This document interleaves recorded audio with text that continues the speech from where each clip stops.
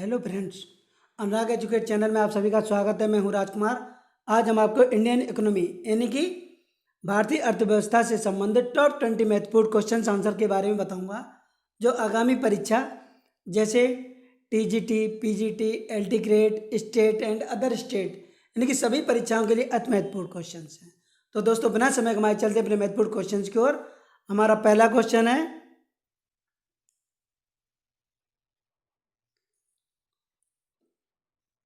निम्नलिखित में से कौन सा एक राजकोषीय नीति का उपकरण नहीं है? ए कार्योपण, बी सार्वजनिक व्यय, सी ब्याज दर, डी सार्वजनिक ऋण।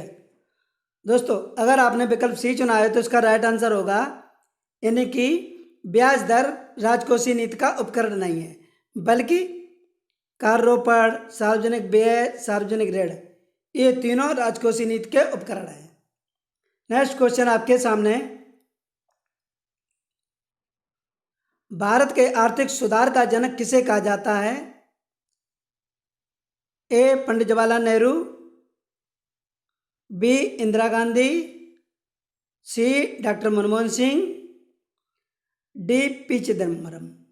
दोस्तों, अगर आपने विकल्प सी चुना है तो उसका राइट आंसर होगा यानी कि भारत के आर्थिक सुधार का जनक डॉक्टर मनमोहन सिंह जी को कहा जाता है।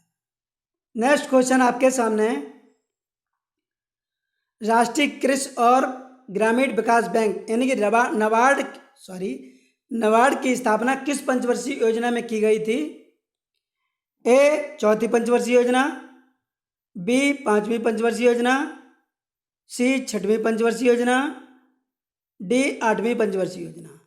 दोस्तों, अगर आपने विकल्प सी चुना है तो इसका राइट आंसर होगा यानी कि नबार्ड की स्थापना छठवीं पंचवर्षीय योजना में की गई थी।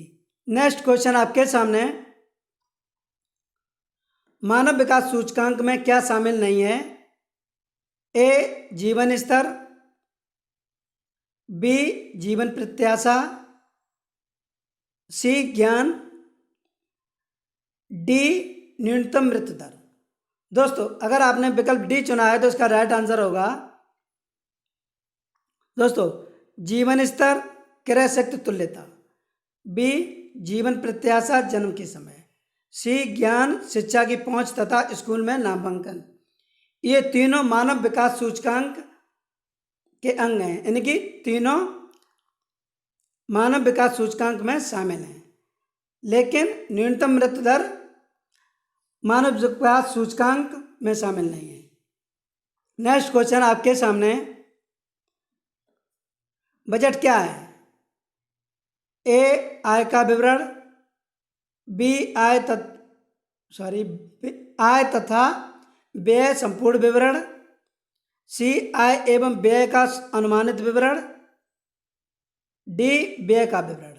दोस्तों, अगर आपने विकल्प बी चुना है तो इसका राइट आंसर होगा यानी कि बजट आय एवं व्यय का संपूर्ण विवरण होता है।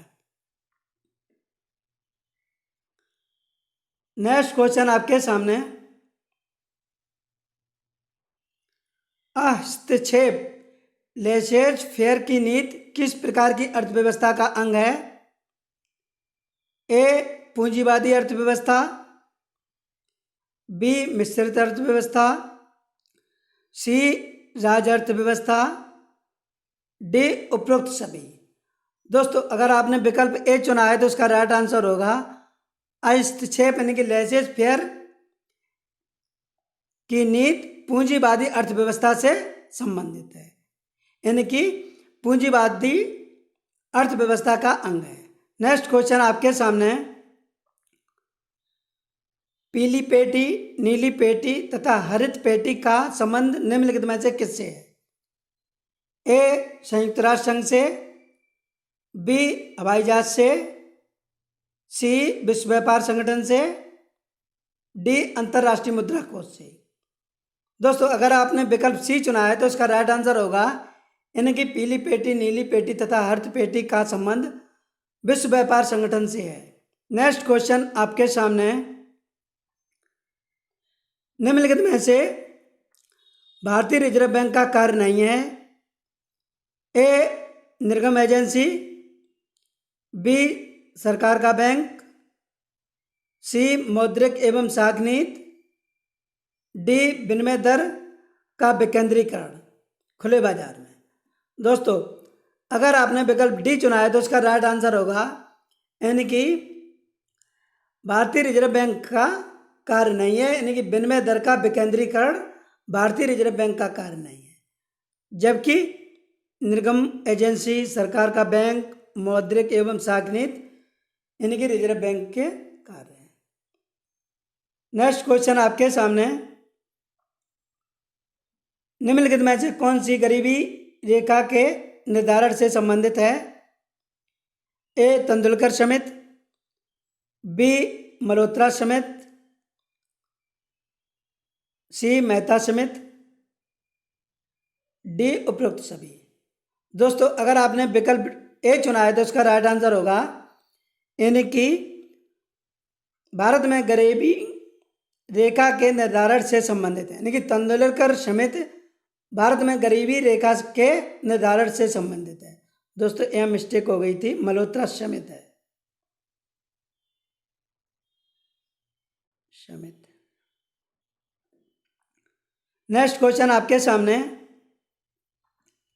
विश्व बैंक की उदार खिड़की यानी कि सॉफ्ट विंडोज किसे कहा जाता है? ए अंतर्राष्ट्रीय वित्त निगम IFC, बी अंतर्राष्ट्रीय विकास एजेंसी IDA, सी बहुपक्षीय निवेश गारंटी एजेंसी मेगा, डी अंतर्राष्ट्रीय पुनर्निर्माण एवं विकास बैंक IBRD। दोस्तों अगर आपने विकल्प बी चुना है तो उसका राइट आंसर होगा यानी कि IDA अंतर्राष्ट्रीय विकास एजेंसी, इसको विश्व बैंक की उदार खिड़की यानी कि सॉफ्ट विंडो कहा जाता है। दोस्तों एक कई परीक्षा में पूछा हुआ क्वेश्चन है, यह नेक्स्ट एग्जाम के लिए अति महत्वपूर्ण है। नेक्स्ट क्वेश्चन आपके सामने, भारत में बेरोजगारी के आंकड़े किस संगठन के द्वारा एकत्रित एवं प्रकाशित किए जाते हैं? ए NSSO, बी NAAC, सी NISO, डी ISSO। दोस्तों अगर आपने विकल्प ए चुना है तो उसका राइट आंसर होगा यानी कि NSSO भारत में बेरोजगारी के आंकड़े एकत्रित एवं प्रकाशित किए जाते हैं, यानी कि NSSO के द्वारा भारत में बेरोजगारी के आंकड़े एकत्रित एवं प्रकाशित किए जाते हैं। नेक्स्ट क्वेश्चन आपके सामने, स्फीति उस अवस्था को कहते हैं जिसमें मुद्रा का मूल्य गिरता है अर्थात वस्तुओं की कीमत बढ़ती है। यह कथन किसका है? ए क्राउथर का, बी एडम स्मिथ का, सी माल्थस का, डी उपरोक्त में से कोई नहीं। दोस्तों अगर आपने विकल्प ए चुना है तो इसका राइट आंसर होगा यानी कि स्फीति उस अवस्था को कहते हैं जिसमें मुद्रा का मूल्य गिरता है अर्थात वस्तुओं की कीमत बढ़ती है। यह महत्वपूर्ण कथन क्राउथर का है। नेक्स्ट क्वेश्चन आपके सामने, the general theory of employment interest and money के लेखक हैं? ए पिगू, बी कीन्स, सी एडम स्मिथ, डी उपरोक्त में से कोई नहीं। दोस्तों अगर आपने विकल्प बी चुना है तो उसका राइट आंसर होगा दोस्तों एक कीन्स की महत्वपूर्ण पुस्तक थी the general theory of employment interest and money. कई परीक्षा में पूछा हुआ क्वेश्चन है। नेक्स्ट क्वेश्चन आपके सामने, केंद्रीय बैंक का कार्य नहीं है? ए SBI का एजेंट, बी साख नियंत्रण, सी मुद्रा आपूर्ति का प्रबंध, डी विदेशी विनिमय पर नियंत्रण। दोस्तों अगर आपने विकल्प ए चुना है तो उसका राइट आंसर होगा यानी कि केंद्रीय बैंक का कार्य नहीं है SBI का एजेंट, बल्कि केंद्रीय बैंक के कार्य हैं साख का नियंत्रण, विदेशी विनिमय पर नियंत्रण, मुद्रा आपूर्ति का प्रबंध करना। नेक्स्ट क्वेश्चन आपके सामने, अर्थशास्त्र चुनाव का विज्ञान है। यह कथन महत्वपूर्ण कथन किसका है? दोस्तों ये टीजीटी में पूछा हुआ क्वेश्चन है कई बार। ए मार्शल का, बी रॉबिन्सन का, सी एडम स्मिथ का, डी जेके मेहता का।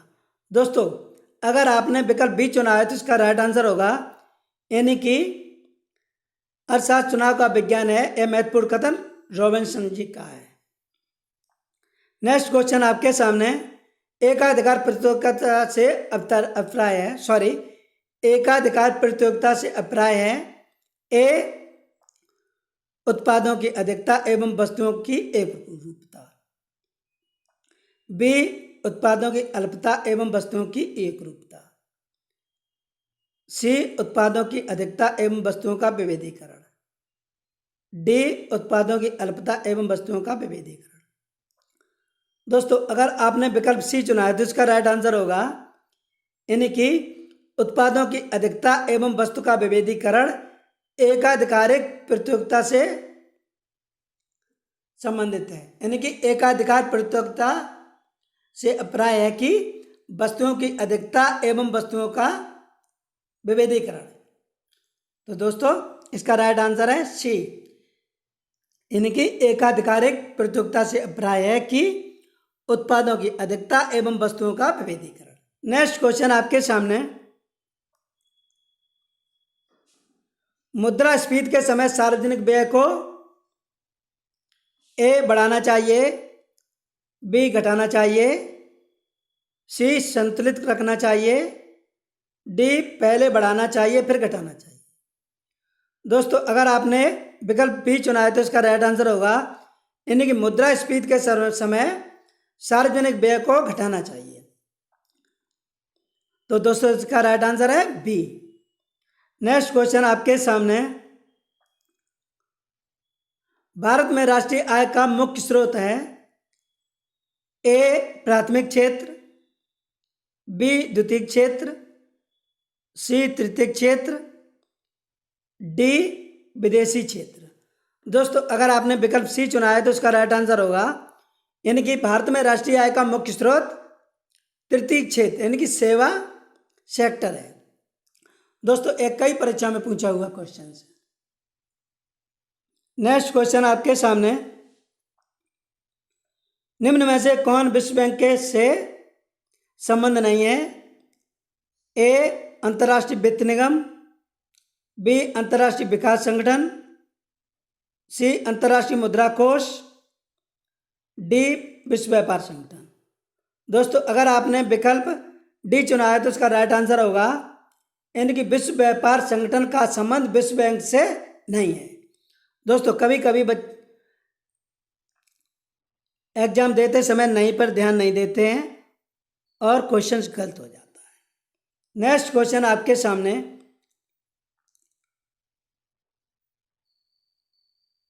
मुद्रास्फीति से बाजार में चीजें सस्ती हो जाती हैं, बी प्रचुरता में मिलती हैं, सी महंगी हो जाती हैं, डी बिल्कुल नहीं मिलती हैं। दोस्तों अगर आपने विकल्प सी चुना है तो उसका राइट आंसर होगा, यानी कि मुद्रास्फीति से बाजार में चीज़ें महंगी हो जाती हैं। दोस्तों ये हमारा टॉप 20 श्रृंखला के अंतिम प्रश्न था। दोस्तों सभी क्वेश्चंस एग्जाम की दृष्टि से अति महत्वपूर्ण हैं। दोस्तों अगर किसी क्वेश्चन पे डाउट हो तो उस पर कमेंट करें।